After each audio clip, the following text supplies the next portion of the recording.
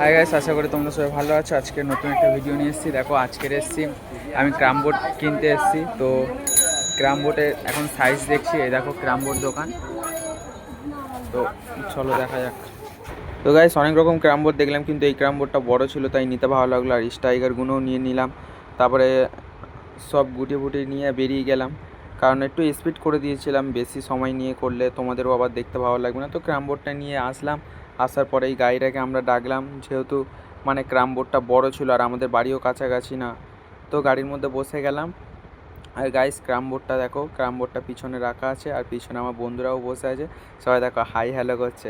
Guys, ক্রাম কোম্বোটাই কেনার জন্য কোথায় কোথায় সেই গড়িয়া থেকে ঘুরে ঘুরে আসতে হয়েছে। আর মানে অনেকটাই দূর। আমরা কালীবাজারের ওইখান থেকে ক্রাম বোর্ড কিনে নিয়ে গেছি। আর তোমরা ভালো করেই জানো আমার বাড়ি সেই দুর্গাপুরে। আমি একটু মামার বাড়িতে এসেছিলাম। আর গাইস, যেতে যেতে দেখি না এখানে একটু ফাংশান মতন হচ্ছিলো, নাচ হচ্ছে দুপুরবেলার দিকে।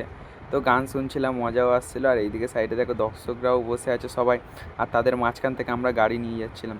তো গাইস, ফাইনালি আমরা ঘরে চলে এসেছি এবং ক্রাম বোর্ডটা নিয়ে চলে এসেছি। ক্রাম বোর্ডটা অনেক বড়, আর ক্রাম বোর্ডটাকে একটু আনবক্সিংও করতে হবে। তো তার জন্য ক্রাম বোর্ডটাকে একটু আনবক্সিং করা শুরু করলাম।